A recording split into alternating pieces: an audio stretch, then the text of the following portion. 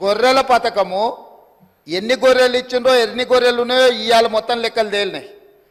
గొర్రెల మీద ఏసీ బోళ్ళు ఊరికి అట్లా మీద ఇట్లా తడిమి చూస్తే ఆల్రెడీ 700 కోట్లు గొర్రెల పేరు మీద దిగమింగినరు అని చెప్పి ఈరోజు రిపోర్ట్స్ వచ్చినాయి. కేసీఆర్ కిట్టులో ఏం అవినీతి జరిగిందో వారు కోరుకుంటే విచారణకి ఇద్దాం, దాని మీద కూడా పోదాం.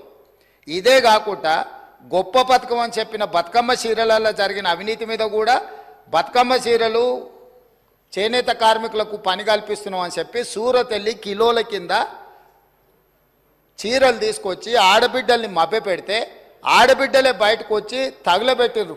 అవి ఏడగడుతురు వ్యవసాయ పొలాలలో పిట్టలను బెదిరించడానికి బతుకమ్మ చీరలు కడుతున్నారు. ఆడబిడ్డలు ఎవరు కట్టుకోలే అధ్యక్ష. అంటే బతుకమ్మ ఒక సెంటిమెంట్ తెలంగాణ ఆడబిడ్డలకు, ఆ సెంటిమెంట్ను కూడా దోపిడీకే ఉపయోగించుకున్నారు.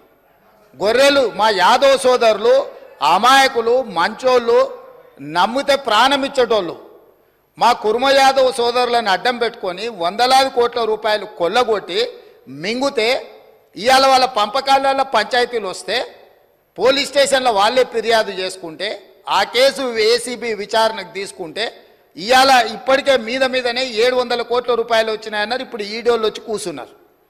అదేవిధంగా మొన్నటి వరకు పదే మమ్మల్ని సవాల్ విసిరిండ్రు. ఏమని? అసలు కాళేశ్వరం మీద మేము పెట్టిందే 80,000 కోట్లు, కాళేశ్వరం ప్రాజెక్టే 80,000 కోట్లు అయితే 1,00,000 కోట్ల రూపాయల అవినీతి ఎట్లా జరిగింది? రాహుల్ గాంధీ గారు లీడర్ కాదు రీడరు అని ఇట్లాంటి మాటలు వీళ్ళే మాట్లాడారు. ఇప్పుడేమంటుండు? ఇప్పటి వరకు మేము 94,000 కోట్ల రూపాయలు కాళేశ్వరం ఖర్చు పెట్టినామంటున్నాడు. నిన్నటికి నిన్న పోయి చూసిర్రు ఎట్లా కూలిందో, ఇంకేమైనా మిగిలిందా లేదా అని. ఇవాళ ఇన్ని తప్పిదాలు చేసి ఉన్నాయని నమ్మి రంగారెడ్డి జిల్లాలో తమ రంగారెడ్డి జిల్లా నుంచి రిప్రజెంట్ చేస్తున్నారు అధ్యక్ష.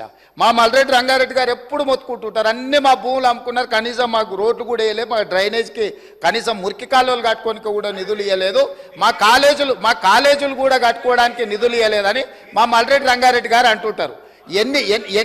ఎన్ని వేల కోట్ల రూపాయల భూములు అమ్మినరో ఇవాళ లెక్క తీద్దాం అధ్యక్ష. ఇవాళ అప్పుల లెక్క ఏదైతే చెప్తుండో అమ్ముకున్న లెక్కలు చెప్తలేడు. ఇవాళ మేము ఇది కట్టినాం, మేము అది కట్టినాం, ఈ కట్టడాలు చెప్తున్నాం, అమ్ముకున్న లెక్కలు కూడా తెలవాలి కదా అధ్యక్ష.